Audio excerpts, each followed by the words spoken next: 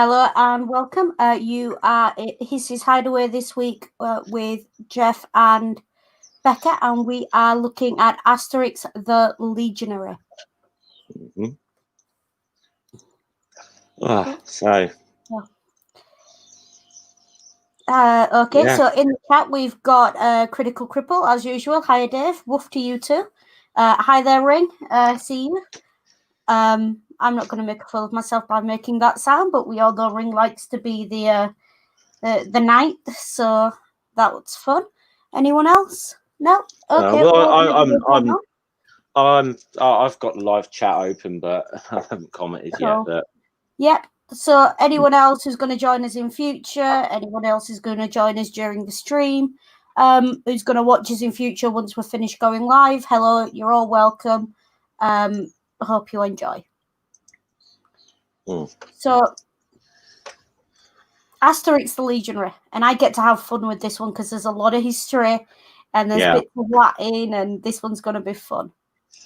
I'm going to say, reading through this, I mean, after like I said, the last one we did, which we had to sort of obviously ended up having to doing 2 parts, but last one was fairly heavy for an Asterix book. You know, it was we're getting into like philosophical concepts of how can there be courage without fear kind of things, which is a little bit heavy going for Asterix. But this one's just a good little fun romp, really. It's just a lot of fun, this one.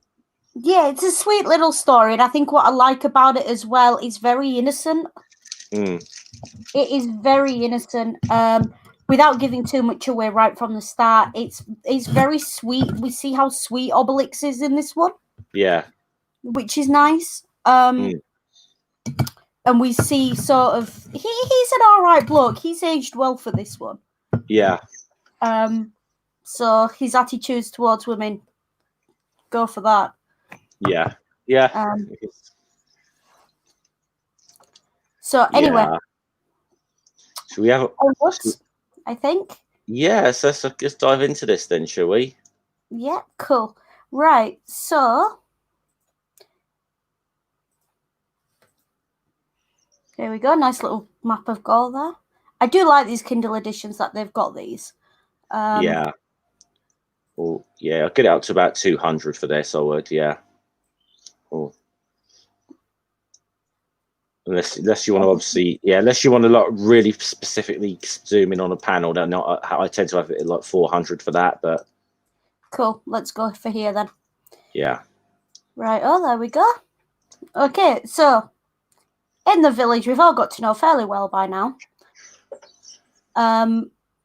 We have just a good day, and we have Puppy in the corner there. So always happy to see the puppy, and because it means I get to show the banners. Dave, watch out! We might get a copyright strike from Dave. We might, but I'm sure Dave won't mind. Yeah. I don't think he has the copyright on barking. We'll have to check. But this one's it's a nice, bright setup, nice and chill. And they are quite literally just out on a hunt. Nice day where they meet this. She's kind of got a Cinderella. She gives me a Cinderella vibe in the imagery. Yeah. And poor Obelix. We all know love makes you clumsy, but an entire tree? Yeah. Which just as well happened to be the one that Getafix was up gathering. Of course it did. Gathering these ingredients, and put those who don't know as well. Dogmatics is a big fan of trees, and he gets very upset when they trees get knocked over. So here we go.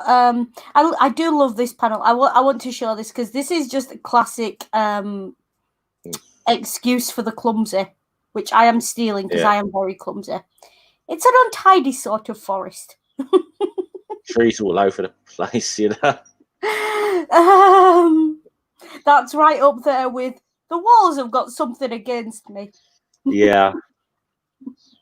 So anyway, off they go, off on this hunt. Poor puppy. Yeah. So just because I wanted to show that one panel, so we'll go back to 200 and off we go. Yeah. Now you know something is immediately wrong with Obelix. Because, well,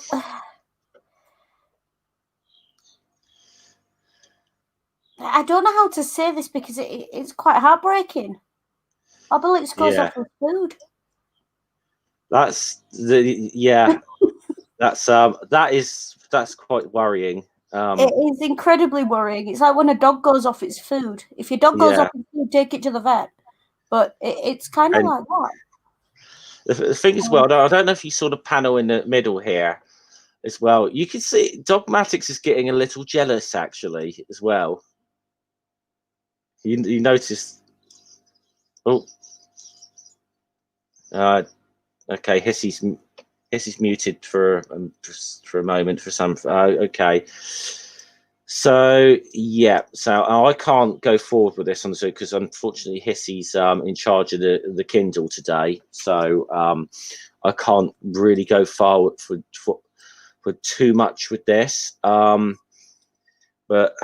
yeah, hi nerdy, yeah, the wild boar are crazy, but when you see this now, it's like it's just like Asterix is just going off to see Getafix now because he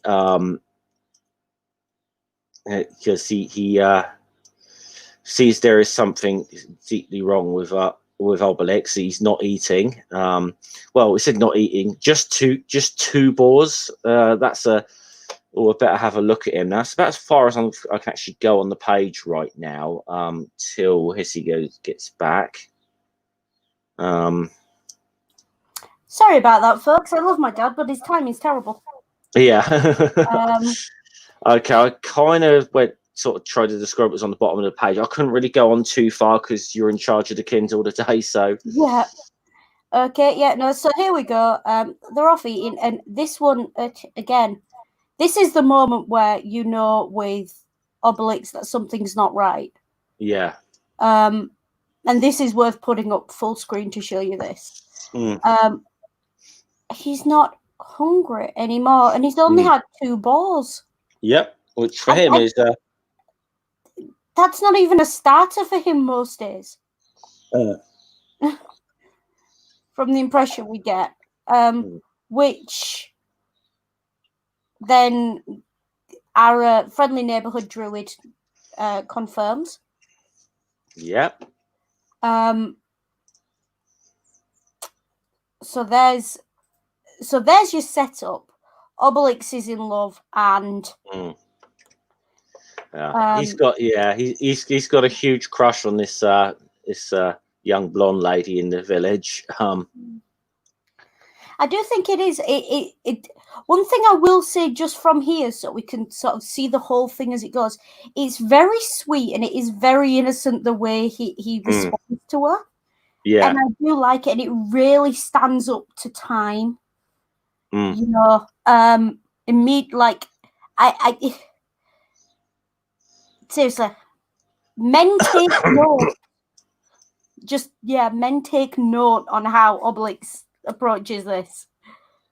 It's beautiful. It made me feel like really sorry for him.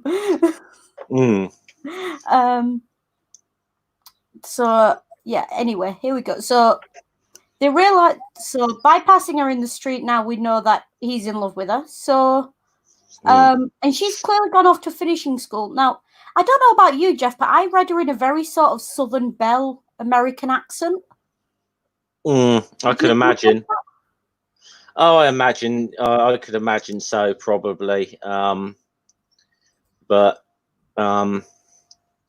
it turns out, I mean, I was just say, turns out that she's that, I mean, she has been in the village before, but has gone away for a few years, and it sounds like she's been to finishing school, doesn't it?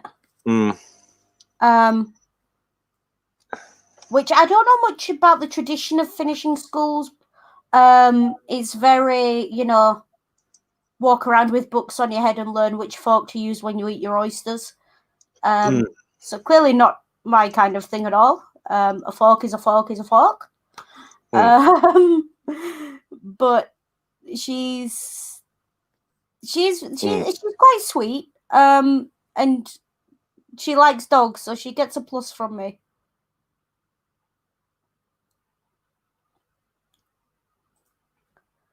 And then on we go. And a little bit of teasing from Asterix and Getafix there. I do like the comment from the druid there. I don't have a magic potion for love. This amuses me because traditionally the first thing we do is make a potion about love. And I think Jeff's lost his connection, so I'm going to try and keep talking and off we go. But, traditionally witches, wizards, druids, it's a love potion. It's, it's kind of a staple of fantasy and magical storytelling. So that just amused me for reasons. And then love advice from Asterix. Give her some flowers. Although, of course, this is only after we find that he wanted to give her a manea, which,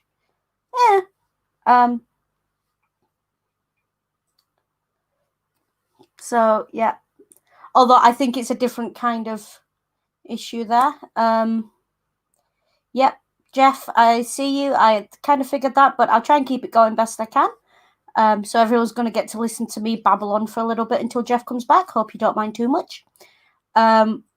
So, yeah, love potions are pretty messed up ring, but I think this is more a cure for love.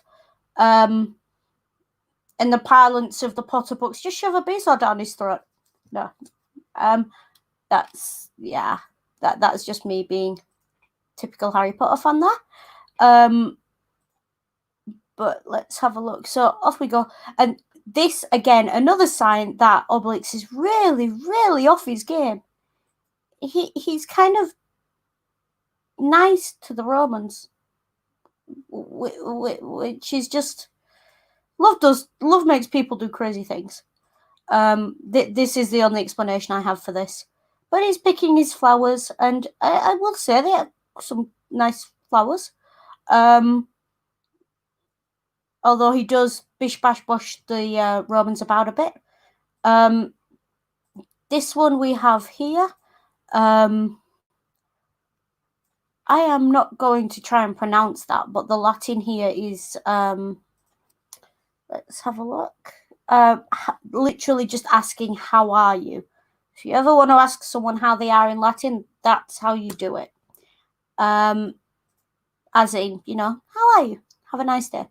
Why the Romans would ask him that, I have no idea. Maybe trying to make small talk so he doesn't beat them up, which makes perfect sense to me. And he's gentle enough with them, I think, for Obelix. And of course, he comes back and goes to see Panacea. I'm going to stop and I'm going to have a word about her name because that's yeah. Hey, sorry, because I was scrolling through there. I couldn't see. I had a momentary internet issue there. Something happened, so hopefully we won't have any more of them. I was trying to see where we've got to now. Oh, he's gone to get her flowers. Is this where we're at? Yeah, and he's bringing the flowers back to her. I was just going to make an aside on her name. Panacea, the cure-all. Yeah. So the kind of mythological silver bullet. if you like. So there's that there. She seems to be the cure-all for everything but Obelix's clumsiness. Yeah, pretty much. But she's sweet to them. Yeah. They go and have a drink. Oh, accidentally skipped a page there. And then she receives a message. Yeah. And this is a little bit sad because poor Obelix gets his heart broken. Because we find out that Panacea is already engaged. Yeah. But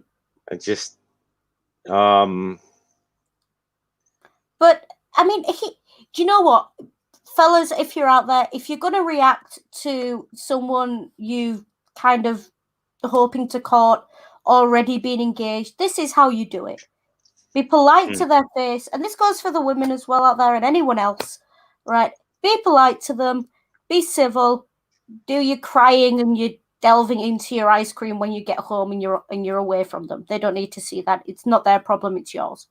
So it's a nice little, you know, if you're gonna do it and that turns out to be the situation, this again, this is how you do it. But I mean, the straight away is the fact that now just as such that her other half, the Tragic Comics,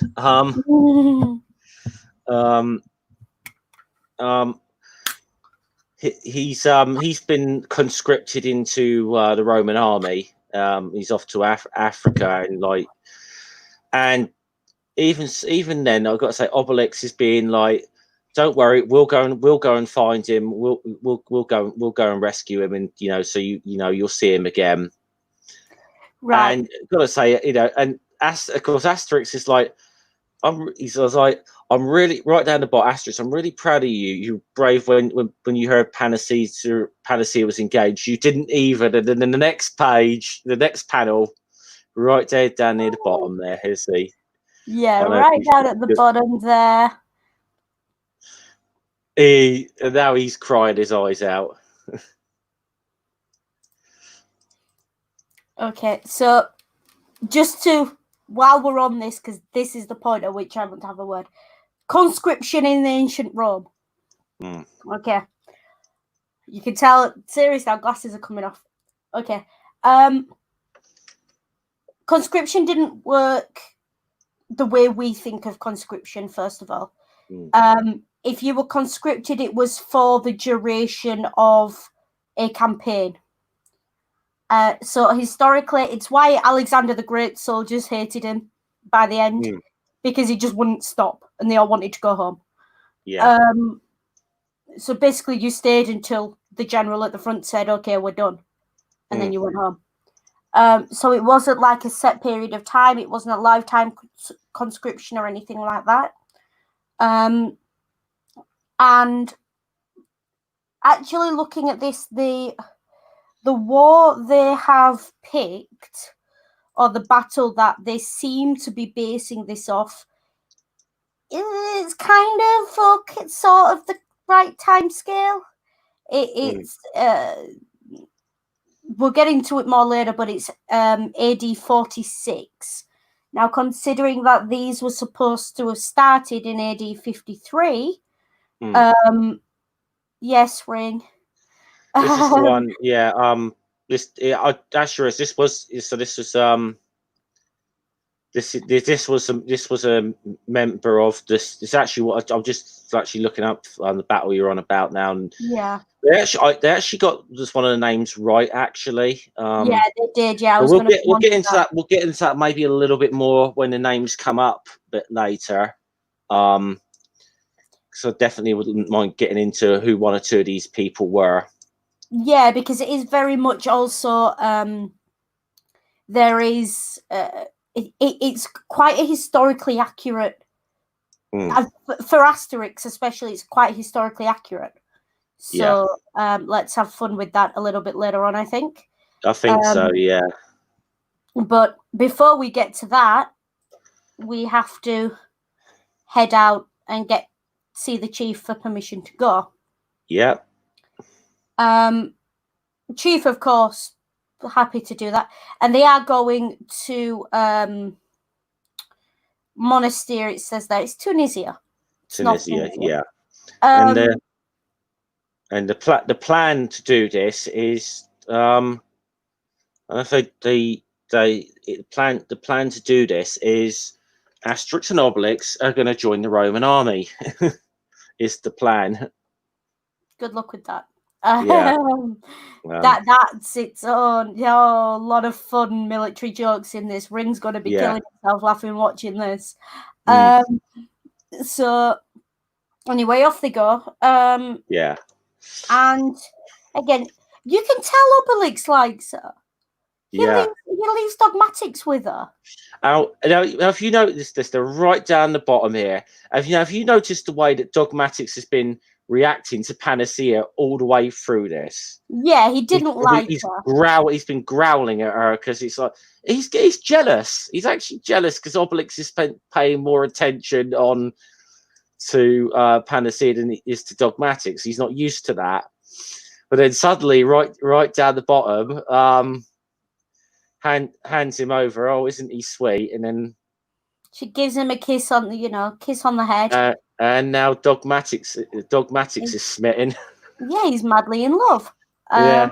So that's funny. That's funny. Yeah, it is funny.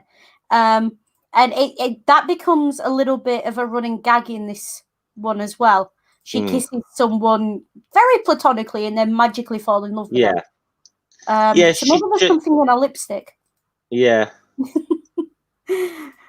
Hey, Jen. Hey, Jen. So this is where we are. They're off. I do like this. So I'm not going to... No, you're not going to sing. An uneventful journey to the Roman HQ. Yeah. Why aren't you saluting the patrol? Always salute the patrol. Yeah. This is the point at which we need a military veteran on for some of these jokes, I think. Yeah. Although, again, I think Ring might be laughing himself too silly to actually be able to explain them, because some of them are very good and they get better. So off we go. I do like this. Stop those Romans. Stop them. And Obelix slaps them silly. Yeah. Well, I stopped him. They just want to get their attention, actually. And it's like, and I loved it as an Asterix sort of saying, there's times when it actually pays to be polite, Obelix. And it kind of becomes a thing. And you get the other thing, the other soldier walking past who's being a bit more disciplined, does salute what's left of the patrol there. Yeah. Down the bottom. Nice now, again, once again, with that salute, we have covered that before. We have covered that before. Without repeating ourselves or too much on that. That is a Roman salute that, should we say, certain political groups in the 20th century appropriated, should we say? Yeah, so I don't want to get us cut off again, so I'm not going to say their name, but we all know who we're talking about. Yeah. Well. Yeah. We could say this that one of the first ones of these sort of parties, the one in Italy, the leader of that very much fancied himself as the next Julius Caesar, and that he was going to rebuild the Roman Empire. So he was and it did become a little bit of a trope in political parties and political organizations of that particular leaning to try and co-opt a lot of Roman imagery and a lot of classical imagery, not just Roman, Greek as well, in some odd. Well, you can, like I said, you can kind of thing. It's not just the salute, but things like the eagle as well. I mean, we could could be actually to go back my channel Friday. We had a conversation with grumpy old dude Ed. He talks a lot about knowing his background or whatever. One of the things he actually does talk about is the sort of symbolism and that some of these groups have and where it comes from, and so we did touch on that a little bit. Yeah. And I'm going to shill it now. Right after this, you're going to get Medium Musings. And in Medium Musings, there's a bit of that going on as well, which we'll discuss then. But generally, these comics, color-wise and drawing-wise, are pretty accurate as well. This whole idea of pure white marble statues of ancient Greeks and Romans, get it out your head. It's not real.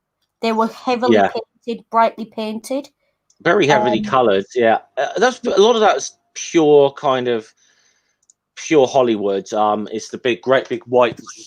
All of Rome is just like this pure white marble building. No, not at all. Although I will grant that there was a little bit of a kerfuffle in both academic and more broader circles when it was found that a lot of these statues were heavily painted. There is still some controversy around it. But no, they've found evidence. They've found sort of microscopic traces of the paint and what have you that's still there. So it is there. And there's plenty of information out there if you do want to have a look. So here we go. We've got lining up to be recruited, and this. Do you remember the scene in Pirates of the Caribbean with where they get recruited in the pub? Is it Pirates of the Caribbean? Oh, where everyone's being recruited in the tavern. Kind of gave me that kind of vibe. Yeah, mate. Yeah, I think maybe it was. That's when he was recruiting the crew, wasn't it? But yeah. So here we go, lining up to be recruited. And Obelix has taken the word polite to mean just give him a little slap. Yeah. Well, because I think Asterix is a bit impatient. He's like, we're in a hurry, and he's like, get in line. As I said, get in line. Yeah. And he thumps him out of the way, and like then. In his defense, we've all met that one Jobsworth security guard bouncer who says nothing to do with me. I'm just doing my job. Who we wanted to give a slap to. So go Obelix. Well, I think it's Asterix who slapped him this time, wasn't it? But Asterix has slapped him this time. Yeah. Go Asterix. So Obelix is like, I don't understand why difference between Asterix's politeness and mine. Now this amuses me so much because this is bureaucracy in a nutshell. Oh yeah, this next page or so, and I've got to say, for anyone who's watched the film, The 12 Tasks of Asterix, they kind of incorporate this joke into it. Only that they go a little further with it in the movie. But just the whole, maddening bureaucracy. Maddening bureaucracy. Ring, you ain't seen nothing yet. You ain't seen nothing yet. This goes on for several pages of this book. So do enjoy. And keep commenting because I will show your comments because I know you and we have some fun stories about military bureaucracy. Let's put it that way. So first off, as you do, wanders in and says, can you point me in the right direction? This is the main reception, presumably. And I do like the idea that the scribe, the man carving it out, is called Erinus. Yeah. I hope he spelled your name right, otherwise you're in a bit of trouble. And then apply to the personnel department, 4th floor on the left. And then we got they're playing cards. It looks like they're playing a Romanized version of Go Fish, I think. Yeah. But then they're like, apply to Centurion, of Callahan School. And Asterix is getting peeved. Oh no, you want the Information Bureau, and it's yeah, you want the Information Bureau. It's being sent round in circles here to the point where it's driving him nuts. And he's only have to do it once.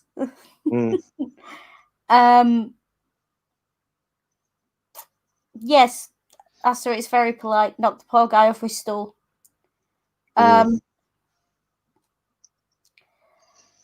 And then we have, so he finally finds someone who's actually seeming to do something productive. The only person doing anything productive, which, as usual, is how it goes. Yeah. And I do like this little Latin joke here. Tragicomics. Tears in. Now, I like this because it works on multiple levels. First of all, typical bureaucrat using 10 words when one will do. And the quote, it's a line from the Aeneid. And it translates roughly as beware Greeks bearing gifts. I fear the Greeks even when they bring gifts. Yeah, that's an obvious Homer reference. Yeah. So it's in the Iliad. It's also in the Aeneid as well, which is there. This is the line, supposedly. I think it appears in the Aeneid. I don't think it actually appears in the Iliad. I get them mixed up after a while because one's fan fiction. The saying itself, though, is always been a sort of a reference to the Trojan horse. So it has, because it's the line that was said. The character who, when the horse was brought into the main area of Troy, was it Cassandra? No, it was Cassandra. Lacoon, I think his name was, something like that. And he threw a javelin at the side of the horse.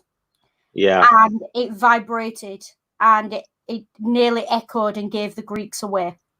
So it's one of those moments. That poor fella at the end ended up being strangled by snakes, I think. Yeah. So his story is quite interesting. What's this?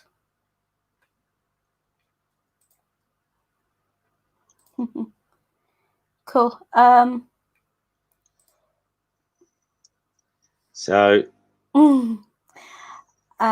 So that's the story behind that quote, and I do like that. It's interesting that, especially in a military environment, they make a comment like that. Yeah. I'll say if anyone ever watches the movie The 12 Tasks of Asterix, they actually do expand a bit on this joke about about like just maddening, insufferable bureaucracy. Yeah, it does.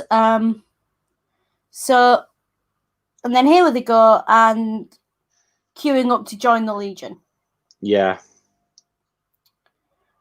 And they found out that he's on his way to Africa. Yeah. So, and this motley crew of recruits, I swear, it's like something out of a Kubrick flick. It really is. So here we go. Off they go in there. Give your name and he'll carve it down. And it's fact you've got this very good. And there is an element of truth for this, I suppose, with all these different different people being part of the Roman army. There's there's elements of truth for this. It was fairly multicultural. I mean, they had to recruit people from across their empire. Yeah. And I do. This one in particular, this is a bit of a take on a very British joke setup of an Englishman, an Irishman, and a Scotsman. Yeah. Walking to a bar, that kind of joke setup. Whereas this is, a Greek, a Brit, and a Belgian. Although if you any other comic book fans spot the Belgian's hairstyle, which we see, keep an eye out for it. Belgian is character in the Czech sort of shirt, I believe. Yeah. I feel like comic book characters in Belgium maybe only have one hairdresser. Quite possibly, yeah. You see it later without the helmet, and I'm sure you'll notice it when we get to it, Jeff. So the Egyptian thinks, that he's booking into a hotel. Yeah. This is a bit of a joke about, shall we say, the unscrupulous recruitment practices of some historical militaries and militarist organizations. Cough, the French Legion, cough. Yeah, they. And then we have very stereotypically the I call him the Emery drill sergeant. Because if you've ever seen which one is it? You thinking Lee Ermey? Ermey, that's the one. Full Metal Jacket. Yeah, he's kind of got that vibe. He tries to that vibe. He's trying. He does try. Yeah, he's trying to be Gunnery Sergeant Hartman here. Yeah, he's trying to play funny and it's not working. So, although this whole issue of translation was an issue that was kind of, it was a thing in the Roman military. Yeah. Because you had so many different people from different areas. As with anything, it's one of those things. So that's an interesting. It's nice that they've pointed that out. It's quietly accurate. So here we go. The shenanigans. I think we can sum this entire thing up with the word shenanigans. They're going for a medical now. And this one amuses me. He's calling out the marching, and he gets interrupted and forgets where he was. Yeah, and he's like, he got to one. I think two comes next because he's like, 1, 2, 1, 2. Yeah. So here are the new recruits. I think generally in the British army they do left, rights or whatever. I don't know if they still. I think they in the United States Army they used to it used to be part of the drill manual to do one to count 1, 2 to marching. But I've got a feeling they probably do call left, rights now. But I mean, I'm talking like the drill manual from the American Civil War. That's the only one I'm really for. Hardy's and Casey's manuals are the only ones I really know. Yeah. Well, we've got Ring in the chat. I'm sure he'll tell us. He's probably a little more up to date than I am on this stuff. Yeah.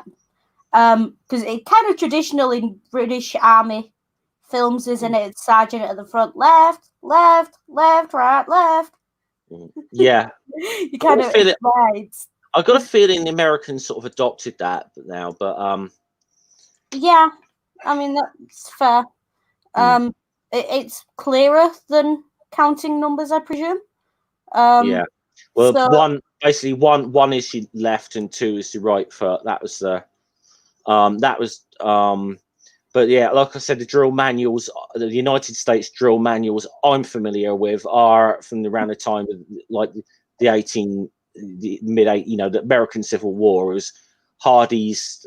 There was Hardy's manual, which was the standard one, and then it became Casey's drill manual, that because the other officer Hardy actually went and fought for the Confederacy, so they kind of thought we can't have a Confederate drill manual kind of thing, even though there's really not much difference between either of them. No, although I will say that I'm not familiar with any American drill manuals, because all I do is complain about them when my poor husband had to go through them. Yeah. This one. So this is the current.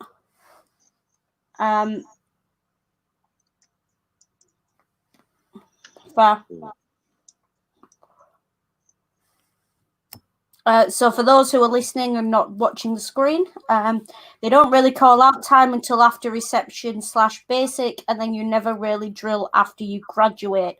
That from Ring, who served in the American Army, so that's probably the most up-to-date information we're going to get. Yeah. I mean, to be fair, a lot of the, should we say, drill maneuvers in the times of, say, the American Civil War, far more, probably far more, useful in considering battle tactics of the time. So they would have been drilled fucking constantly then. But it's just, we are going to get onto that because again, ancient. The older you go, the less reliant you are on long-range weaponry, the more important your drilling is, traditionally. Because whether your phalanx hold makes or breaks whether you win a battle, you need your men drilled and able to hold that. But we'll get to that. Yep. Because that's coming. So here we go. Nice and traditional introduction to this. I do like the jokes about too skinny to be a legionary, he said. Won't make the weight, he said. Oh, yeah. You kind of imagine the next guy who went in sort of, nope, bone spurs, nope, Yeah. that kind of thing going on. And there is a tradition, or there was a tradition, stories, urban legend. It makes its way into various stories of, I'd know of it in Britain in the First World War. I don't know if it's historically accurate for any other time. Young lads, kind of a little bit too young, little bit too short, wanting to serve. Stuff your shoes, go for your medical in the morning, not in the afternoon because you're told in the morning. It was that is something that was that's, I mean, nothing exclusive to World War One whatsoever.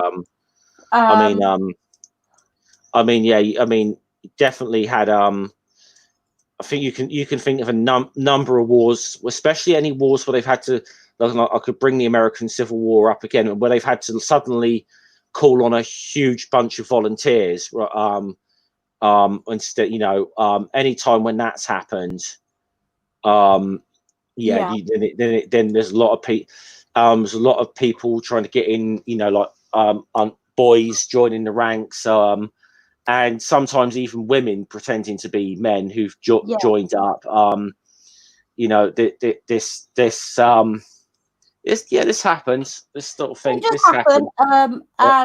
But definitely more. Probably more so when you've got when there's a war on, and you are suddenly they're calling up a huge amount of volunteers. Yeah. So. Although at this point, if they're conscripting from Gaul, you imagine they've been calling for volunteers. And this is smack in the middle, we learn, is smack in the middle of the Civil War. Yeah. Or just sort of the tail end of it, but... Yeah. Pretty, yeah. So... the Egyptian... and then we get the Egyptian who, don't forget, thinks he's at a hotel. Who tries to say he's surprised at these customs. I don't care. He's good enough for Caesar. Everyone out. Yeah. It's not, and poor Obelix, it's not the Romans who are crazy. I promise, it's the military. Yeah. But you know the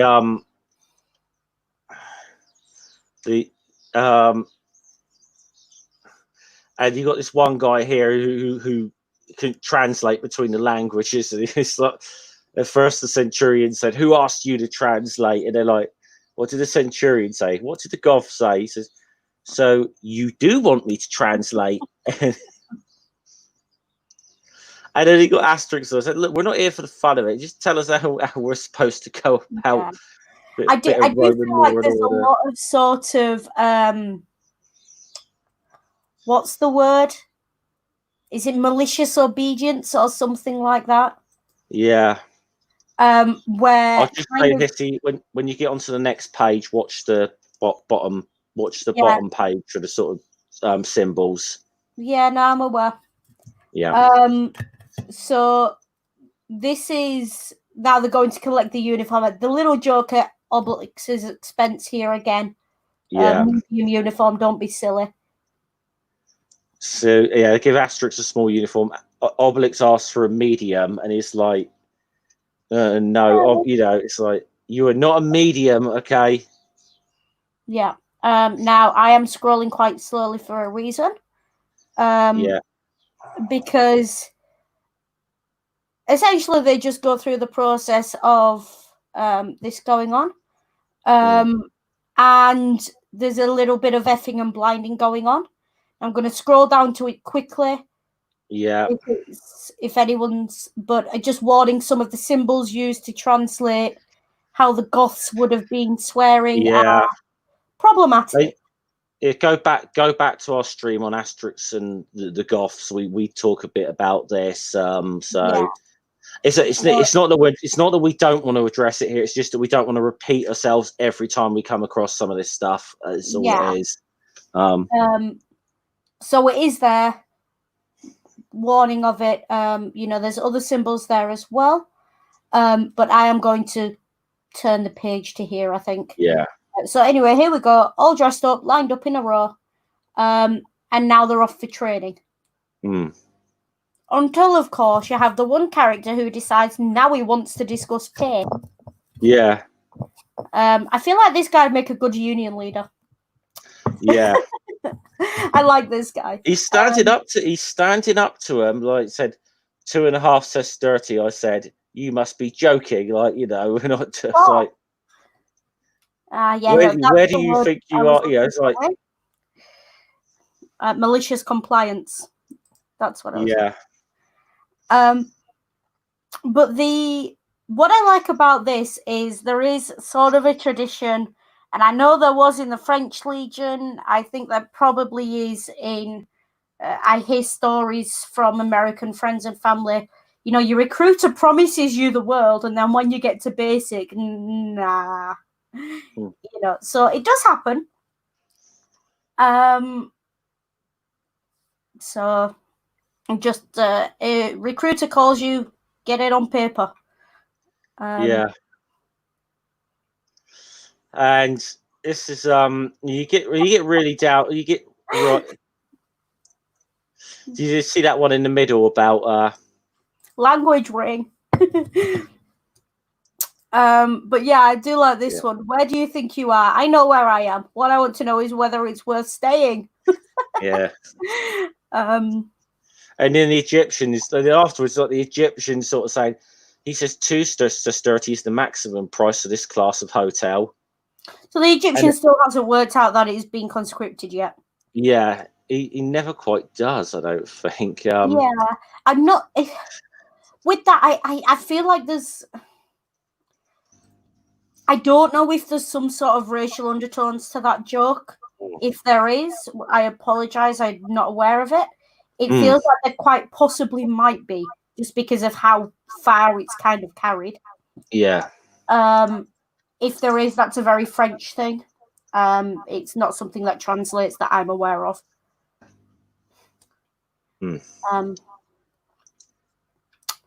Yeah.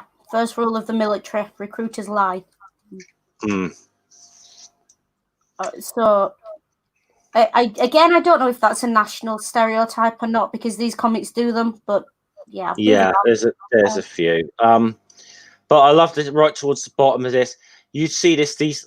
I mean, okay, they tend to have them as centurions who were technically officers in the Roman army. Actually, they weren't really, they seem to be depicting them here as NCOs, but centurions were kind of officers in the Roman army. Yeah, kind of your lieutenants. Yeah.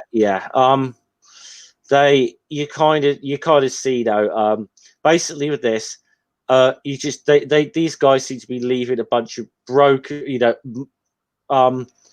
psychologically broken NCOs in their wake. Yeah.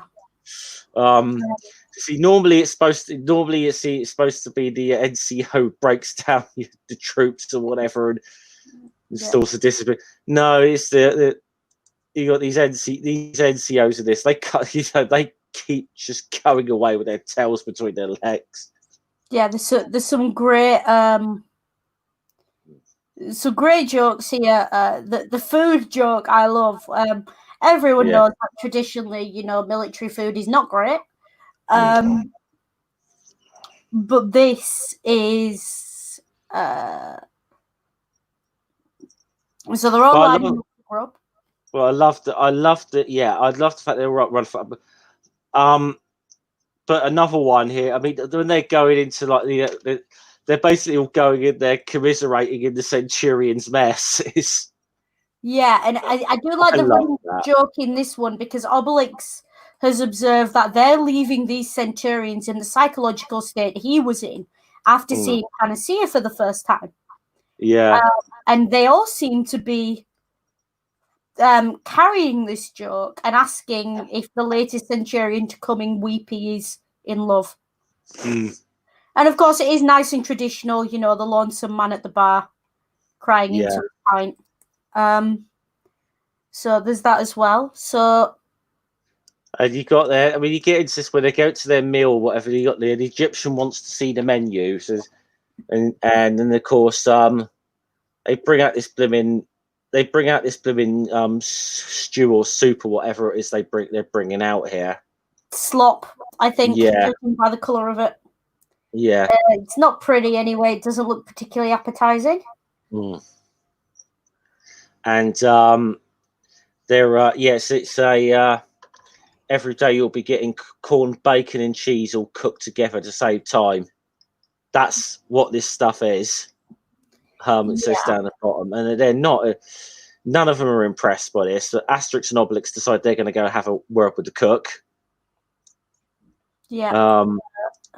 We go over and these comments about the food are fantastic. Suddenly, this guy wants paying to stay. Yeah. Even the Goths are saying you would be quartered for less. And the Egyptian wants to see the manager. Yeah. He still has, I don't think he ever quite works this out, does he? No, he doesn't. So then they go, but I just love the fact that they go to the cook to complain about the food and said, and he's being, you know what's coming. He says, "Oh, I suppose you'd like some fancy cooking." That's right, wild boar, yeah, and plenty fancy cakes too. Bunch, says, and he said, "Oh yeah, but he's like,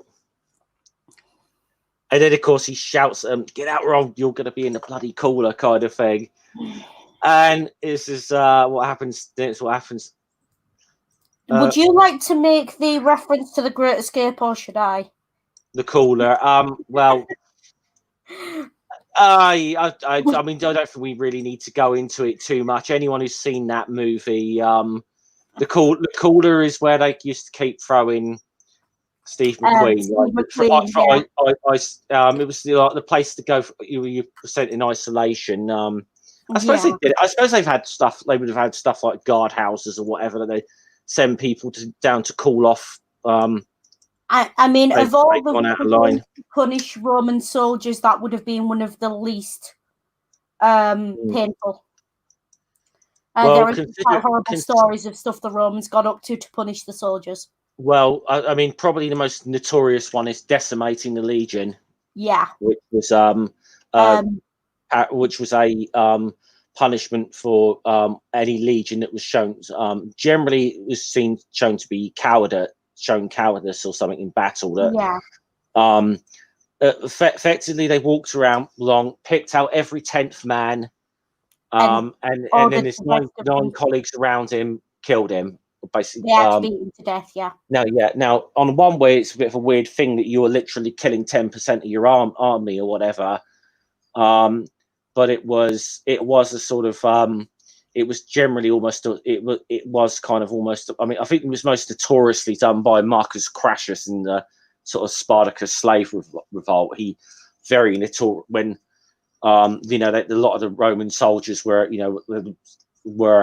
I don't know, there was a bit of a myth of Spartacus' invincibility was starting to build, and Crassus wanted to send a message: I'm more frightening than Spartacus, so you all bloody fight.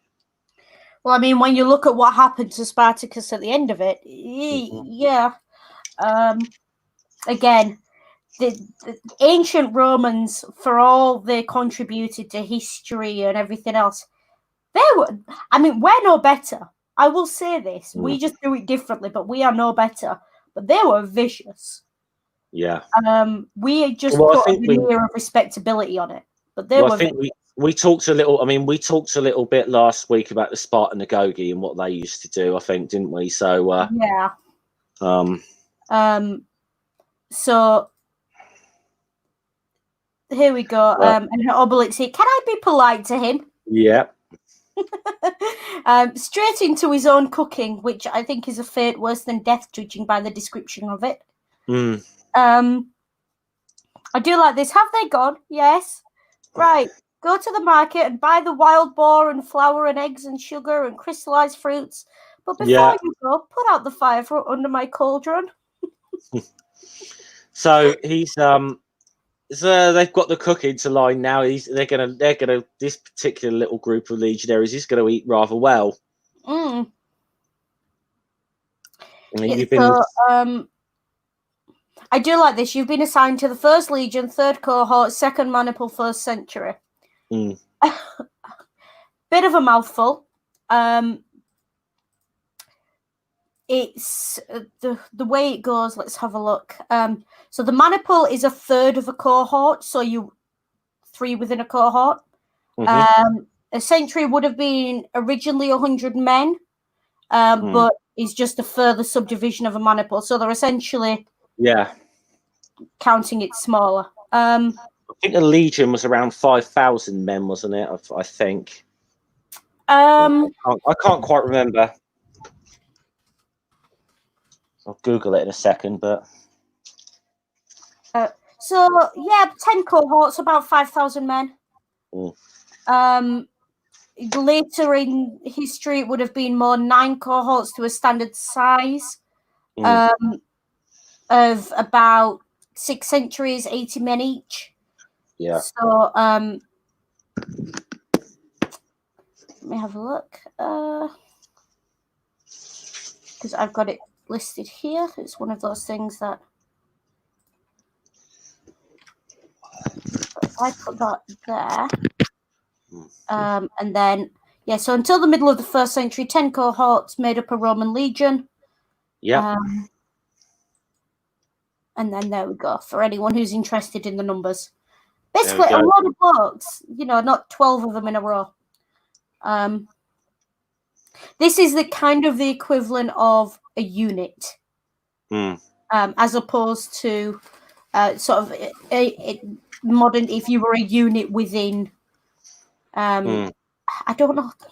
I'm not a military specialist. I'm really not. I'm sorry. It doesn't interest me.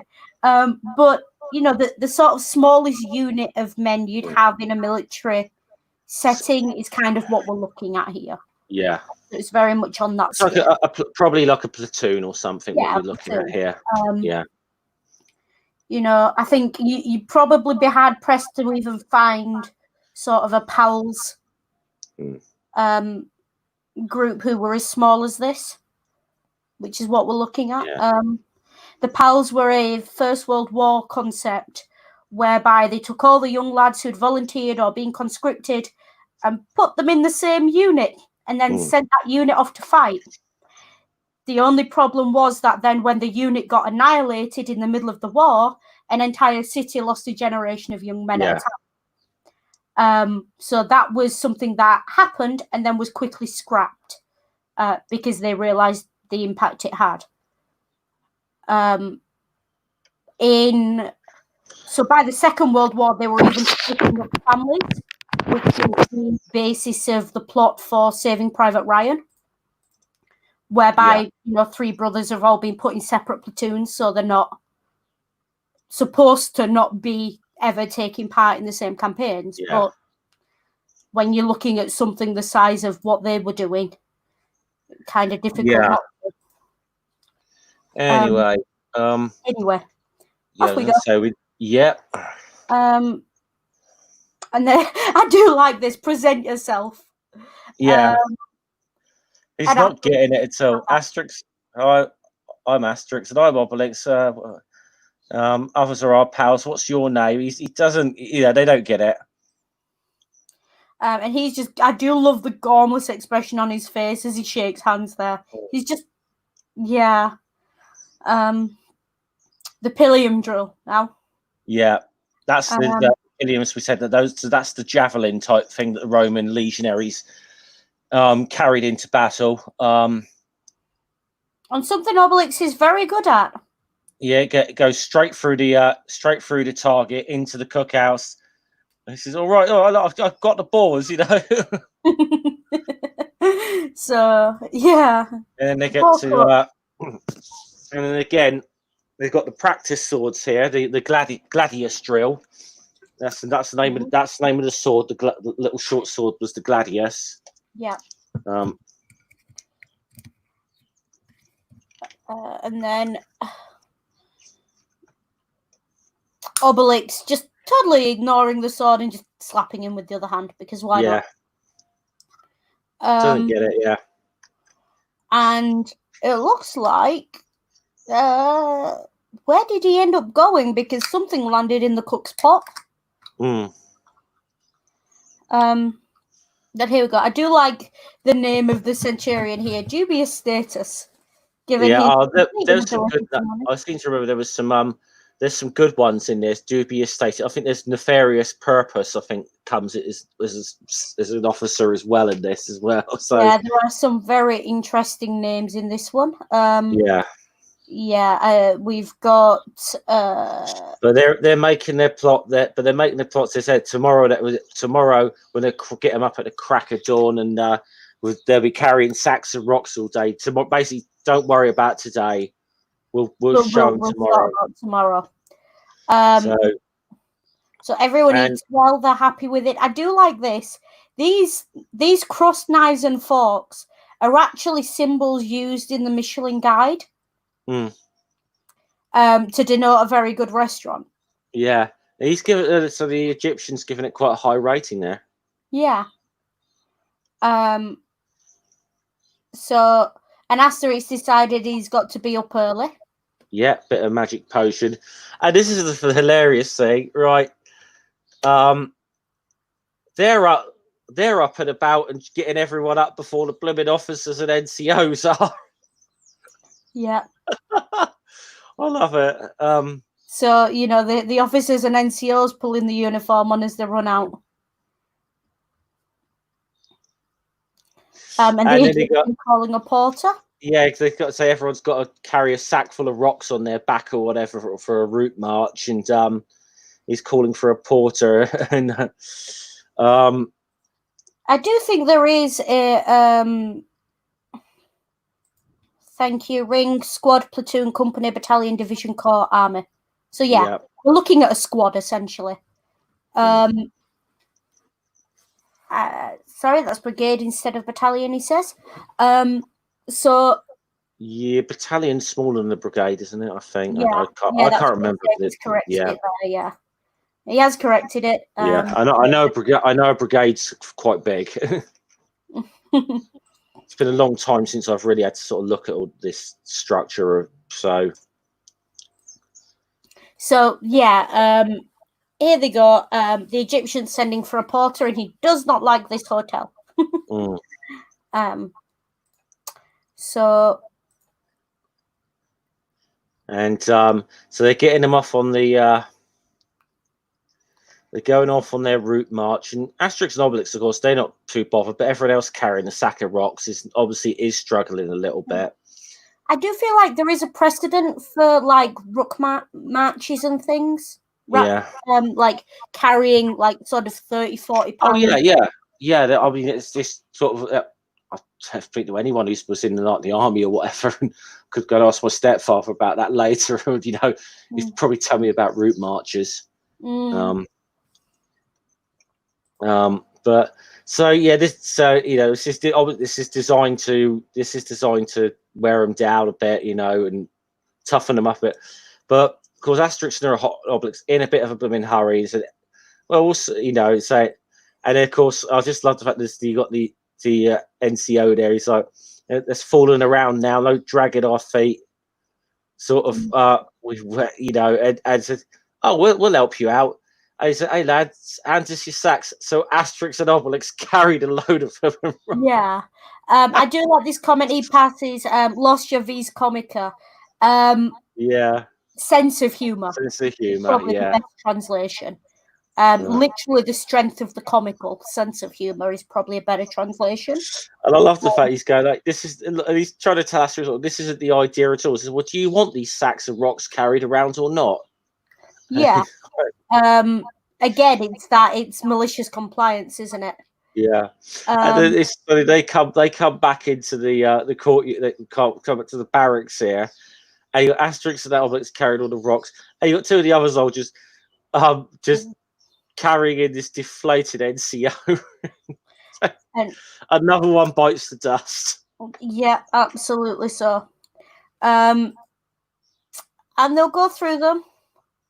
Yeah. Things are awaits now, so they've passed training, so that's probably the final match. From what I know of quite a few different militaries around the world, I think the American Marines are famous for it. There's like a final sort of 2-day match or something they have to go on before they graduate.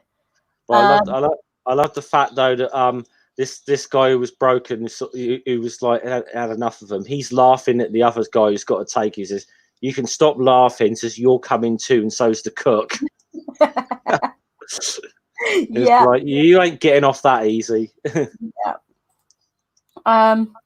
So this is kind of very hi ho sort of thing going on.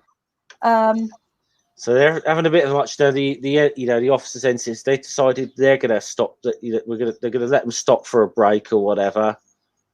Asterix and Obelix, they're in a hurry. They want to get to Africa. They want to find Panacea's upper half and get him back. So it's and they're carrying on. It says, "You think it was 8 used to?" I said, "We're having a break." He says, "No time, come on." He says, "But I'm giving the order to say this is a break." And yeah, you go ahead. We're going on. And all the others, they start following Asterix and Obelix, and they're just like. And I love the fact is that crazy. They're actually eager to go into battle. Yeah.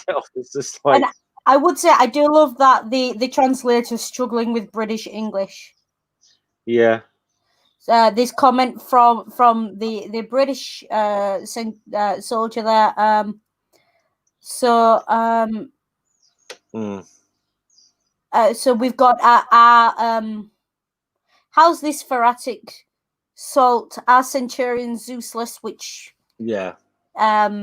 given what Zeus was famous for, we'll let you fill in the gaps of what that means. No, actually, I think you better to do that one here. See, I'm just trying to.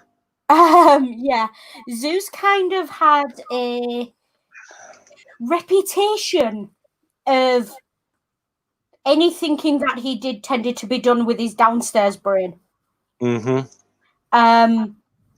So that someone's Zeusless kind of. I would probably take it as bigger. Yeah, and would you just say anyone knows a bit of Greek mythology? Zeus didn't always tend to worry about little things like consent either. So no, he didn't. Or even species. There's some quite interesting stories of him turning people into. There's one he turned someone into a cow. He turns into animals. He's not. Or he would appear. He would appear in the sort of form of the woman's husband or something, and And I think he was a bit of a bugger like that.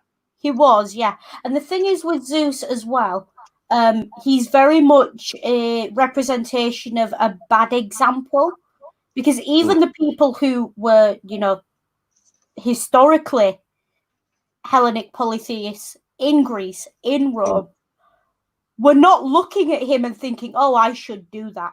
They were looking at him and thinking, that's, distinctly un-Roman, indecent. But it was done because there was an understanding that there was a different set of rules for the gods. Yeah. So, sometimes you can learn as much from a bad example as you can from a good one. And Zeus very much fills that role in ancient mythology, I think. Especially on that particular topic. So that's kind of what we're going for there. He's lacking a little bit of vigor, someone, that kind of thing. But then this comment from the British soldier, that'd lay him in the aisles, old boy. Yeah. And then the translator just doesn't understand. He doesn't know how to translate that. Doesn't get that one whatsoever. So so the journey kind of continues. If they say right, they're gonna set up camp for the night, and says right, dig a ditch around the site, build a stockade, and then pitch your tents. And they're saying, I wouldn't bother. Look at them. But all joking aside, that's something the Roman army were known to do. They would build, even if they were just setting up camp for a night, they would build like a little palisade around their camp. They had their own little portable fortress that they could took round with them. Can I just say, on a completely unrelated point to the plot, the artwork in these comics is fantastic. Like, you can immediately tell looking at that top panel that is sunset. Yeah. And it's very, very well done. Whatever else you want to say, certainly about one or two of the caricatures in that are a bit troublesome in these. Albert Uderzo was a fantastic cartoonist. The landscapes are beautiful. There was one of a few episodes back when we looked at the aqueduct, and it was pretty much spot on. And actually, that is related to this story, but I'm going to save the comment. I'm going to pass until we actually get to it. Yeah. Because there is one where we see exactly how good of an artist he is. In this story, which we'll see. And they've got get up in the morning, and the officers wake up. They've gone. What do you mean they've gone? It's like, and you got to get after them. And they're all off on a march, and they seem to all have reverted. They've got their kit, but they seem to have all reverted back to their normal clothes. They don't seem to be wearing the Roman uniforms really much anymore. And the cook quite happily, cooking for them every day. Yeah, dinner is served. Yeah. And we get to Marcella. Marseille, that would be. Yeah. So I was going to say, actually, a triumphal arch in there that does not actually have the kind of representation as you got on the Arc de Triomphe, which is a bit different for these books. Marcella is is Marseille. So yeah. Just checking. We did cover that in Asterix in the Banquet, actually, because I think it was somewhere that they stopped en route. Yeah. So, and then Legionary HQ. And now he's broken, and they're all happy. And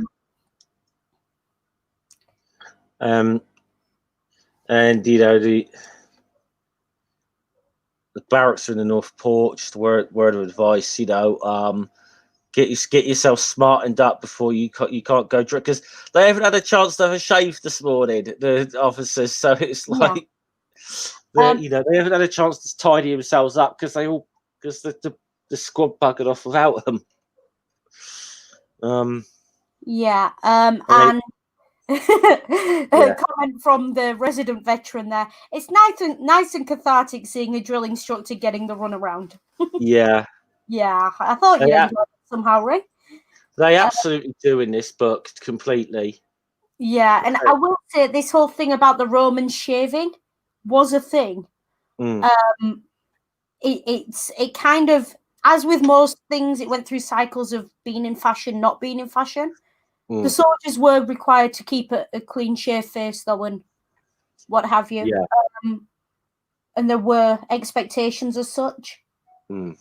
So it's it's not unreasonable. You're all carrying swords and small blades as well. You can quite easily shave. You might not get a very close shave, but you can shave. And if you're not maintaining your weapon enough to be able to get a shave out of it, why are you taking it into battle? Okay, so we're getting they're getting to so now they're going on to their galley to sail for Africa. So we a few oarsmen or whatever, and they're let go. And it's like that again, there's and again, Asterix and Obelix are in a hurry. They cast off or whatever, and they're in a hurry. Now, okay, now is it the next page? Just the little trigger warning coming up. But of course, we generally know what happens anytime Asterix and Obelix take off on a sea voyage. Yeah, who they're going to run into. They do run into the pilots, and there are some quite nasty racial caricatures. There's one of the pirates that we'll try and avoid keeping off screen as best we can. I mean, we're trying to take the position. I think that if it's not like really, really relevant to the plot, we're going to try and keep it down to a minimum. So, I mean, unless it's a sort of thing where because I know there are one or two books later on in, like I think in the Mansions of the Gods, for example, where we can't avoid it because it is part of the plot that we can't avoid. So, but I will say there is one thing I wanted to point out. Throughout all of this, we have called it out consistently. What we haven't actually talked about, though, is the historical precedent for pirate ships being having people of all races, creeds, and colours on there.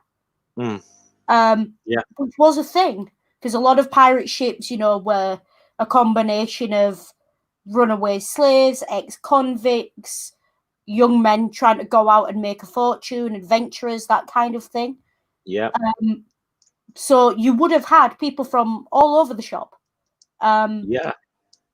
So while I don't like the way the character is depicted, the way the pirates as a whole are depicted, and that level of that total lack of racism within the pirates. These pirates are. I mean, they are very much based on the sort of classical era, sort of what we think of, part of pirates. We tend to think, of that kind of era of like Bartholomew Roberts, Blackbeard, and all that sort of it. I mean, they're kind of very much based on this, Yeah.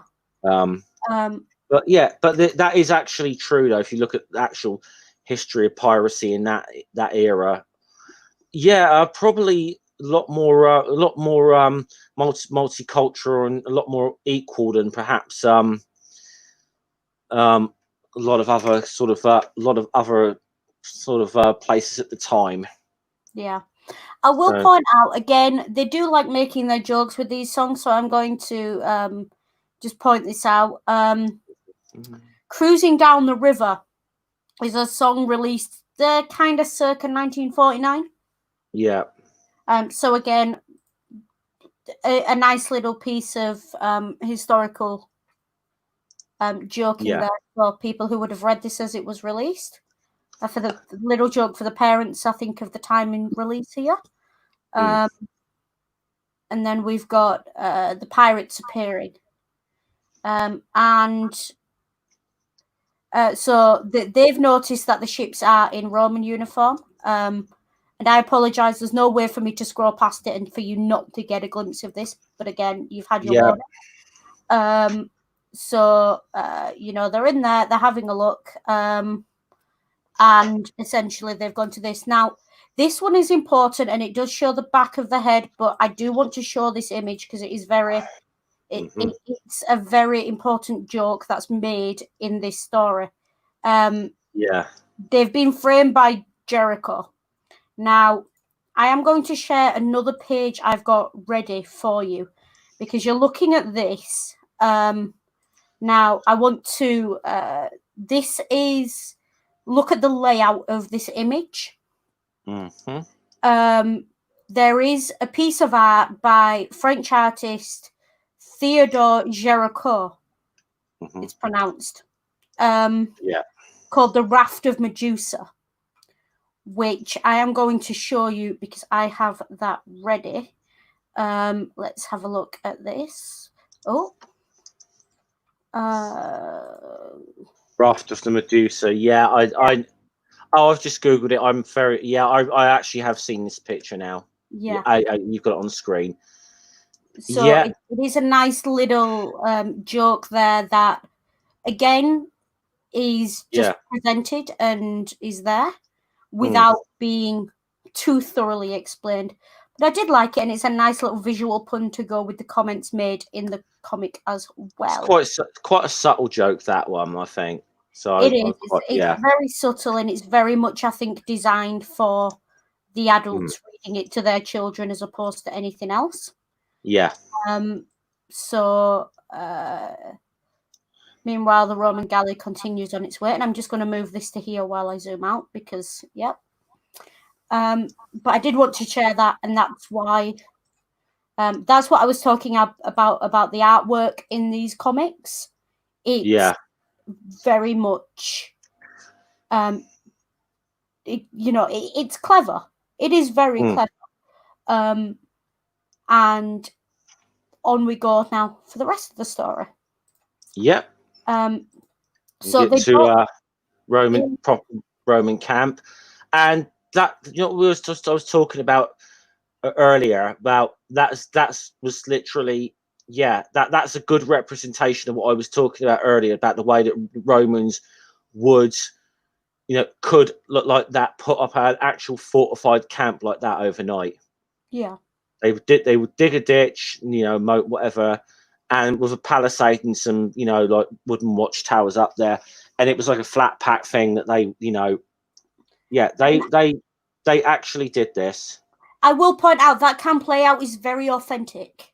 And the question there being asked, I'm sure we all recognise Quo Vadis as "Where are you going?"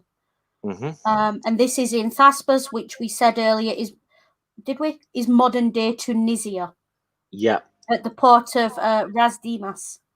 Yeah. I think that's how it's pronounced. Beautiful country. Absolutely recommend you go there.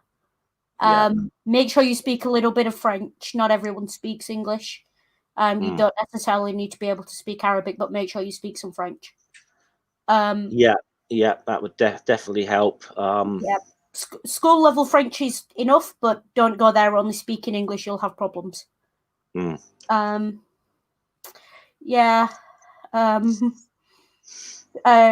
there has picked up on a different war entirely, Ring, but that kind of area.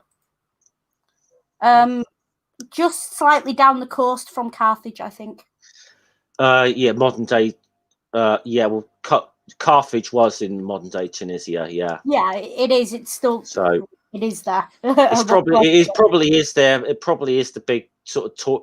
Well, that is probably one of the bigger tourist attractions in Tunisia is Carthage, and it is. Yeah, you've got Carthage there. There's an amphitheatre, several museums, all in driving distance of each other, and part of the Star Wars set as well, I believe. Yeah. So again, well worth going. As I said, I've been there. That's how I know to tell you. Make sure you speak a bit of French. Yeah. Especially with the taxi drivers. A lot of the taxi drivers don't speak a lot of English. So carry a map and be able to point to where you want to go. That's also useful. If you can't pronounce it. But they're all really nice. They will look after you. That a lot of their economy is based on tourism in that area, in the suburbs of sort of Carthage. Tunis. So but then we get to this. So they're the reinforcements. Off they go. And the Egyptian, thinking it's a holiday It's a camp. very nice holiday camp. Yeah, It kind of. I love it. I like this Egyptian. He doesn't get it. He never gets it, does he? Yeah, I feel like with this, Jeff, I'm going to hand over to you after saying the words. I feel like this is a reference to Butlins. Very much so. Yeah. Well, I'm sure obviously they probably had sort of camps. I'm guessing they must have resorts like this in France as well. But yeah, holiday camps were a big thing in Britain. And I mean, there's still sort of a thing. Things like Butlins is still a thing. I suppose you got things like havens, which are sort of cheaper, not as good versions. I gotta be honest. I hate those kind of places personally, but you know, these were certainly very big kind of things in Britain. They were where people would go on holiday before foreign travel really became a big thing, but they're still kind of a thing to this day. Yeah, I mean, they've been a thing. They are still a thing. I know people who go to them fairly regularly. They go Butlins, they go Haven. Yeah. I think Skegness has still got a Haven holiday site, or it did have when I was a kid. Yeah, well, I think places like Weymouth and West Bay and that down Dorset still got Haven sites. Best I know. You can still see the ruins of the Butlins at Bridlington. Yeah. Or you could until very recently when they said they were going to turn it to apartments. Well, there's still a Butlins. Not, I mean, Bognor Regis isn't majorly that far away from me. There's still one there, I believe, and I think there's one in Minehead in Somerset still. So, but yeah, it is not an exaggeration to say that these things basically look like someone's taken a disused barracks and put up some like ribbons and balloons. Yeah, they are not the last word in comfort or luxury at all. Yeah. Right. But they're good family fun, you know, good clean family fun for, you know, usually all inclusive, that kind of thing. Yeah, they're you know, for what they are, I suppose it's just to me personally they don't appeal. That's all I'm saying. Yeah. They're not for very everyone. family oriented thing. I wouldn't go there as like a couple or a single person. No, not at all. Too many kids running around. Yeah. I know. I used to be one. and I don't particularly care for the blooming like entertainment they put on as well, and the like cabaret type stuff. Doesn't particularly interest me at all. So, anyway, we better get moving on this because we got to kind of wrap up in time for Ring Stream. Yeah, so, we're getting on for it. We'll get there. Right. This comment of Scipio. Now, Scipio is there are two possibilities of which Scipio this is. Mm-hmm. Personally, I think it's more likely to be the father-in-law. Because you've got Pompeius's father-in-law. Sorry, no. Completely wrong. You've got less likely to be the father-in-law. Pompeius's father-in-law was one of Caesar's hardest enemies. You got Quintus Scipio, which is he was the he was one I think that led was part of the senatorial faction against Caesar that was led by Pompey Magnus, which obviously means Pompey the Great. Yeah.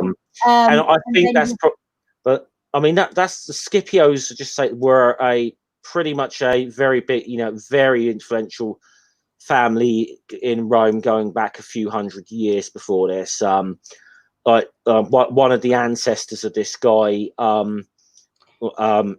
was the general that finally defeated Hannibal at the Battle of Zama. Yeah. So they are an old military family. Yeah, they're and they're so that, you know, that's they're of that senatorial kind of class. They're very much a ruling class family. Yeah. So you just for those who don't have the background, there are two Scipios that it could possibly be. You've got Quintus Caecilius Metellus Pius Scipio. I do have that open in another tab, and I'm pretty sure I pronounced it wrong, but yeah. That's Pompeius's father-in-law, Caesar's enemy in the Civil War, who was captured several times in Italy and Spain, but Caesar always let him go. And I'm calling him Caesar because that's what everyone knows him as. But as we know, there is no soft C in Latin. It would have been Kaiser. Yep. And then we also have the later Scipio, Quintus Metellus Pius Scipio, who was defeated at the Battle of Thapsus when Caesar's men turned his elephants against his own men. Yeah. Scipio was unable to control his troops, and they slaughtered the Pompeians. Scipio, trigger warning, committed suicide while fleeing to Hispania. I feel like this story for Asterix is more likely based on the second one. When we get the story, I'm inclined to think so, actually. Because this is and this and I mean, it's like I said, this is, you know, bear in mind, this was at a time when a lot of the there was a big divide between a lot of the senatorial class and Julius Caesar, and one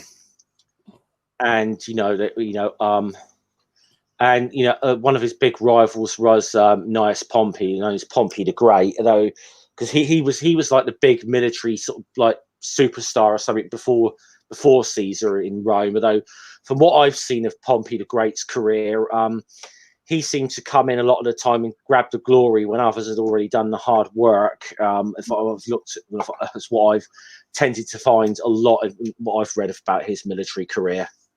Yeah. So the reason I say that, and I've accidentally given spoilers for the end of this story, but you know, it's been out 50-odd, 60-odd years at least. Yeah, we're not. So anyway, so they're in Caesar. All of them seem to be strolling into Caesar's tent. I know, you know, and he's not amused. So you got the Egyptian wanderers in there. And how dare you enter this tent and what's this? It says, he wants to know if you're one of those red cloaks. This is that is a British holiday camp reference. Again, this is a Butlin's reference. The helpers, the staff, all were known as red coats. They all wear like these like red jackets as part of their uniform. Yeah. So that is very much that's I mean, there's no two ways about that. That is very much an English translator's joke here. Yeah, absolutely. Yeah. So here they are. They're looking for him now. And again, we've got the same joke passed as previously. T as in young, good-looking fella. They're asking about. Yeah, that's him. Obelix, not that good-looking. That's Panacea's fiance that you're on about here. Yeah, and we do have our moment of suspense and minor loss, and genuine sadness, I think, from Asterix and Obelix here when they find he was lost in a skirmish with Scipio. Yeah. Which again, this is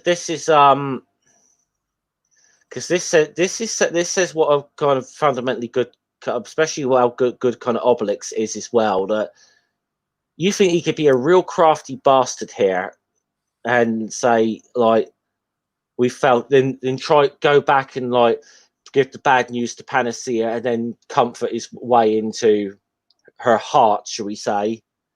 He could be a real bastard like that. It doesn't even cross his mind to do something like that.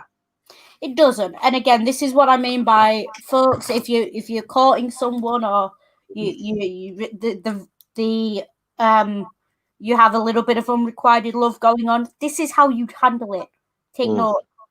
I can't stress this enough, you know. People are allowed to love who they love, and if it's not you, life's hard, you know.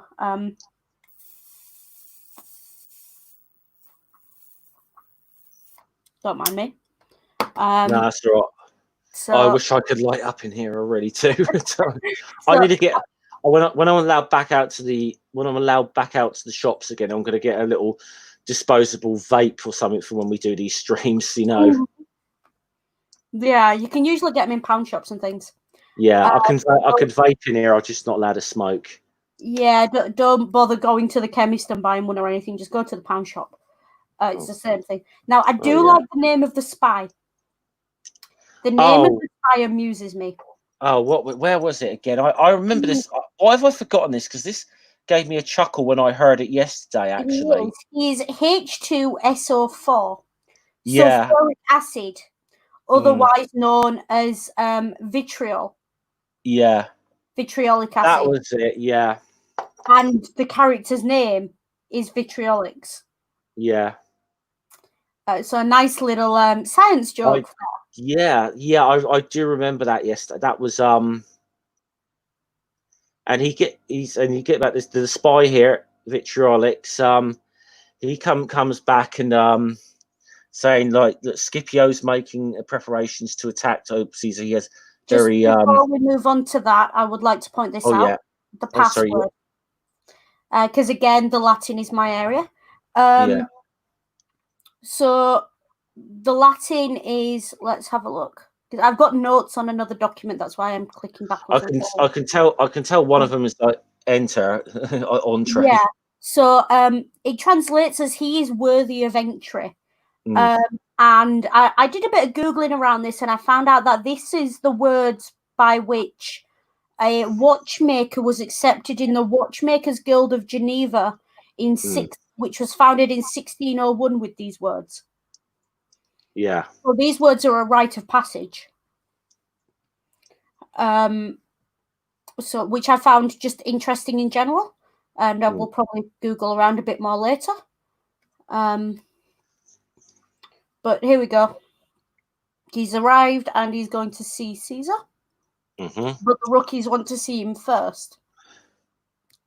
And of course, the way you draw in anyone who's just come from a long journey is by offering him booze. Yeah. He does go and see Caesar and make his report, and then he goes and speaks to Asterix and Obelix.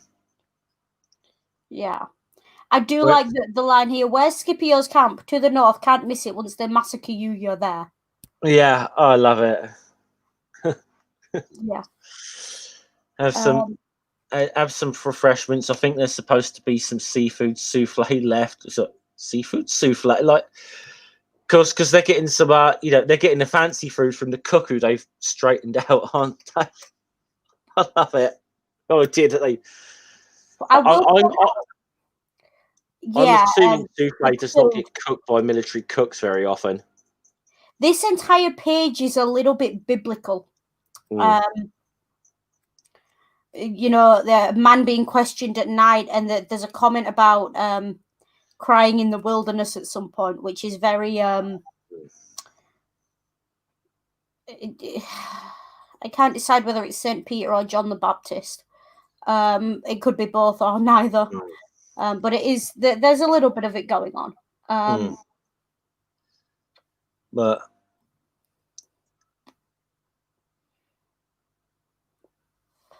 and Obelix is still you still see a little bit of jealousy in this as well about about the good looking one we're going to save, but he's still like, yes, even though he's still jealous, even though, like I said, he's still very much committed though to bringing this guy back home for her though. He's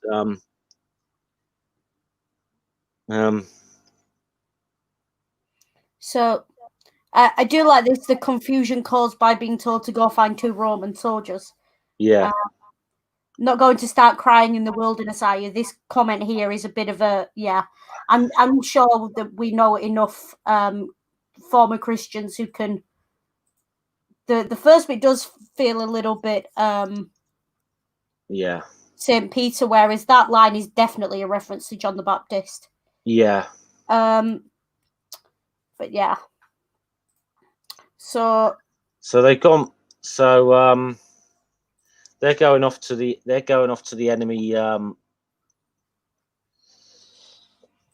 enemy camp. Yeah. So and then they run in. This is a great joke. I kind of expect him to pop out of existence. Yeah. Give the password. Why aren't you in the know? I should think I am. Cognito ergo sum. I think, therefore I am. Yeah. And I love that Asterix goes right past Fred. And so and they start marching past, and he's like, "Hold on." I mean, that's always like a blooming Warner like a Bugs Bunny kind of joke, almost that type of thing. Yeah. Yeah. So it almost reminds me of the whole rabbit season, duck season, rabbit season. Yeah, a little bit going on there. Yeah. So this entire the fighting in the night now. The camp's over there. Caesar's camped. As always, he says it a lot. This line appears in nearly every one of these comics so far, I think. The die is cast. And outside Scipio's camp, the password. Yeah. Open up. Just like that. Give the password. And they're gonna bash the door in for this one, and it's just like they're not bothering now. Yeah. And so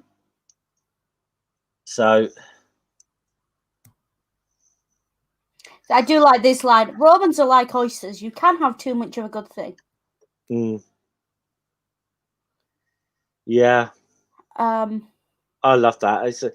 And of course they're back. Yeah, they're because they're now they realise that they're about to attack. So they're going to have a whole bunch of Roman soldiers attacking them now. And then again, the things that Obelix thinks his weight is being mocked here.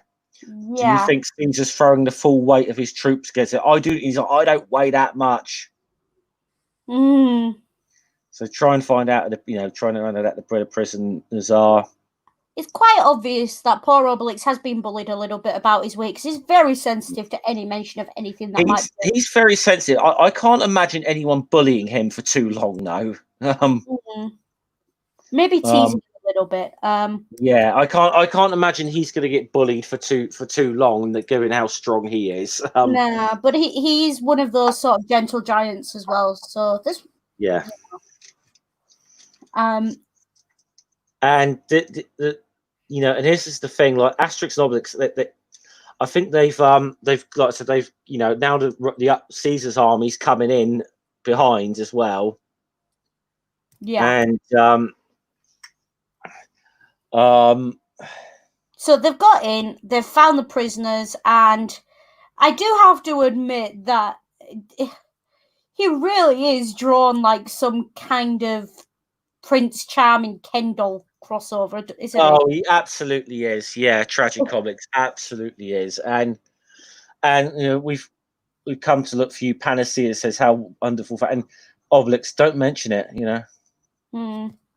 Now, this entire panel I could talk for a long time on, so I'll try not to. Hold on, I think you're one page ahead of me. Yeah. Yeah. So they try and get out. Yeah. Romans are fighting each other. Now, these are all actual formations. Yeah. And I do have the list of them and what they all mean, because, again, making notes beforehand. So the phalanx was the wide, deep foundation, shields and spears overlapping. The quincunx was the square at each corner and one in the center. So, like your number 5 on your dice. Yeah. Your tortoise was your formation with shields overhead. That's probably the most famous one. I think it's. I'm trying to remember the Latin. I was testudo or something. I probably butchering that. Yeah. It is based. That's probably one of the most famous formations people associate with the Roman army is the tortoise formation. Yeah. Now, especially because of this, This is Caesar's. No, it isn't. Yes, it is. So they've both formed tortoises with no wall in sight. So on both parts. But that's a very. I can't see two clear tortoises there. It's not a great formation. You got the Egyptian there with his shield over. He wants to know what's going on. So tell him they're as confused as he is. Yeah. Right. And sort of meanwhile, you got Asterix and Obelix and Tragic Comics are just like going, are walking off past them, and it's like what it was. This battle's coming up, Scipio signals the retreat. Yeah, I mean, this amuses me because it's kind of it's a commentary on Civil War, and it's a commentary on two armies fighting when they have the same uniform. It is going to cause confusion. Yeah. And civil wars are confusing, so it's a joke, but there is a lot of truth in it. And there literally have been some cases of that. There literally have been some cases historically of that happening, with both sides literally wearing the same uniform. I mean, again, I can point out American Civil War. This happened a few times near the start of it before the Confederates sort of were known for having their kind of grey uniforms or whatever. A lot of them had the US sort of dark sort of navy blue coats or whatever. Because they got because a lot of them were probably ex-US soldiers who'd gone and fought for the Confederacy. So there was some confusion like that at the beginning. Yeah, absolutely. And to be honest, really, I'd even say like the grey uniform thing. We actually really look at like private Confederate soldiers. The term uniform could be used very loosely there. Very, very loosely, yeah. But that's what tends to happen with volunteer armies anyway.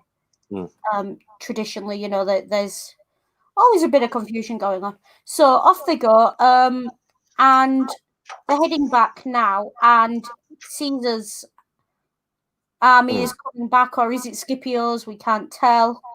I like the idea of Obelix taking the role of the rampaging elephant, which is exactly the part he's playing here. Yeah.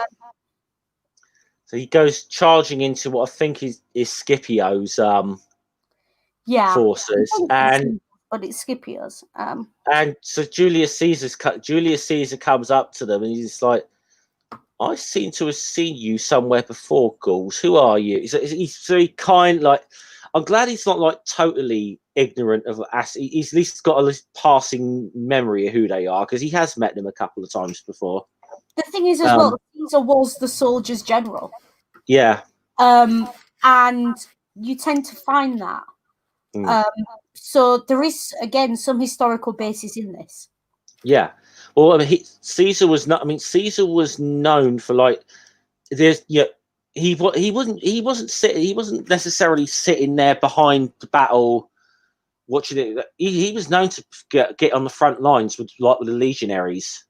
Yeah. And this is one of the reasons why I think he inspired. He was very much.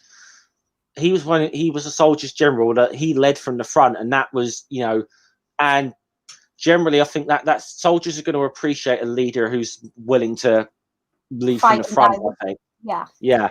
Especially when they're fighting for him, they expect him to pull his weight.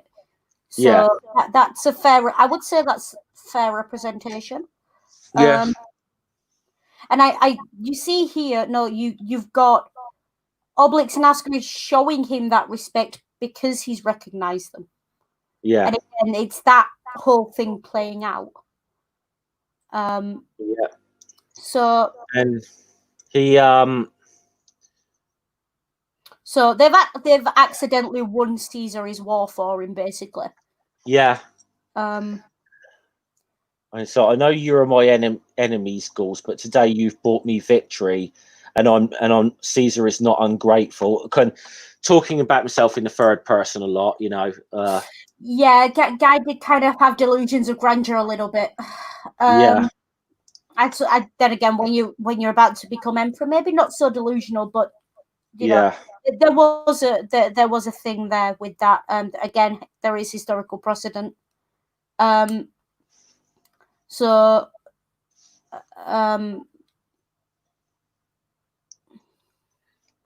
let's see. So, and I do love this. All this camaraderie reminds him of when he was in the army.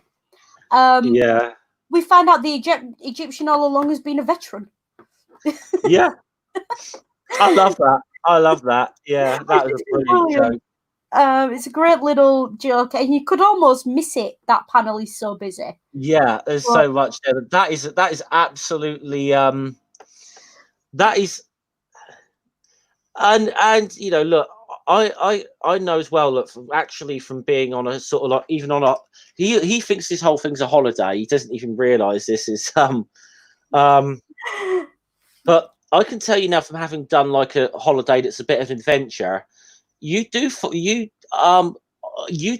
a bit of a bond with like some of these people if you go on those type of like the people I went and walked the Inca Trail with in Peru. Or definitely thought there was some great camaraderie between us, and you know, a lot of people very much still in contact with to this day. You know, so. Yeah. And there is kind of an undercurrent, especially with that joke topping it off as kind of when I were a lad, we fought proper wars, not holidays. Yeah. Going on as well. You know, he thought this was a holiday because he's an old veteran and his war was harder than yours. So they get yeah. Maybe I'm reading too much into that, but yeah, I don't know. That made me giggle when I thought of that. So, just trigger warning for the next page again. You might just want to go past it. It's just like they're getting back on the ship. You know what's going to happen. You're going to run across the pirates. Yeah. But I'm going to scroll down to that. Essentially, I don't think it's that important of a plot point, to be honest. Really, it's so not the pirates get sunk again. Yeah. And then after an almost uneventful voyage, they return to the village in triumph. Yeah. Panacea runs up towards her boyfriend, and Obelix has got dogmatics waiting for him. Do you notice as well that Panacea's like put a little bow around him? Yeah. You notice that with dogmatics? Yeah. She's tied a little ribbon around him. She's definitely yeah. He's cute. And I mean, and like and then of course, like Tragic Comics, he even bigs up Obelix. I mean, they're being both of them being very bashful here, you know, about this. And yeah, you know, I say, look, Obelix attacked, you know, like Caesar's army all by himself, like, you know, he's like, yeah. This guy genuinely views them as heroes, which is nice. Yeah. You know, and he's almost.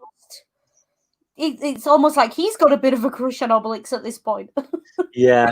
And then of course she gets the little Obelix. She gets it, and nothing can pull him over. Nothing.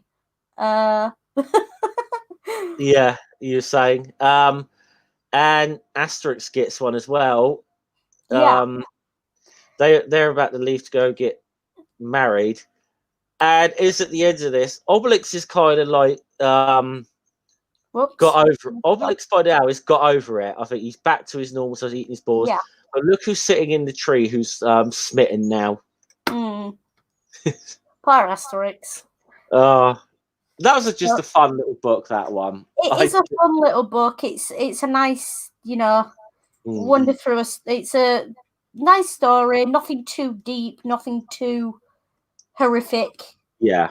Aside from the obvious, which we pointed out as we went along. Yeah. Which again, and it's not like, you know, if people like say haven't watched some of the previous ones, it's not that we're brushing over it. It's that we have gone into it in great detail before, and we always refer people back to Asterix the Gladiator with it because.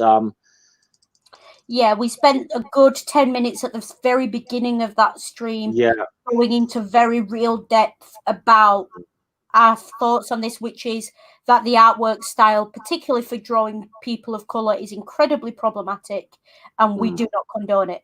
No. But there's only so many times you can say that when it's happening every week. So it's and we will continue to point it out and give trigger warnings, but we're not going to go. We're not going to spend 10-15 minutes on this every time it comes up. It's just yeah. Okay. So that was Asterix the Legionary. The next one is Asterix and the Chieftain's Shield. Is the next book in the series. Asterix and the Chieftain's Shield. We got a couple of good ones coming up because there's Asterix at the Olympics and Asterix and the Cauldron coming up soon. Asterix and the Cauldron is one of my favourites, actually. Yeah. So it looks like you'll have Asterix and the Cauldron on your channel as well. Oh, yeah. I do like the way this has fallen, that because we're alternating, we both seem to be getting our favourites. Yeah, it's good because I think I got Asterix.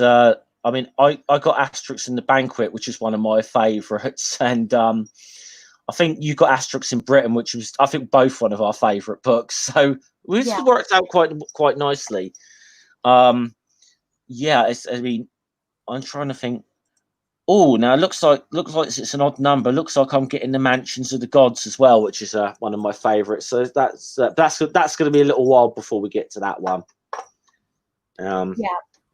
So we are continuing with these, as you've gathered.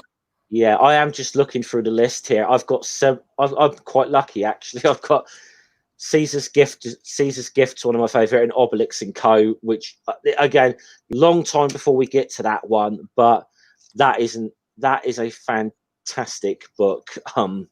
Obelix and Co. You will love that one, Hissy. Yeah. So that one looks like it's going to be fun. Now, there is something I want to shill that is nothing to do with me. I'm not being paid to shill it. But if you're interested in how ancient history is presented in films, in TV, in things like this, I have someone who was a tutor of mine who I can absolutely vouch for, is an incredible tutor and very, very knowledgeable about this topic. Is starting an online course about cinema and ancient Greece and Rome. And what I'm going to do, I am going to put the link to that course if you want to have a look at it. It's going to be over the course of, I think, 9 weeks with a 1 week break in the middle. And he's charging £8 per session or £70 for the full 10-week course. That's quite reasonable for a course. Very reasonable. And he's doing it to a maximum of 50 people, and it's all on Zoom. This guy is an academic. His name's Tony Keane.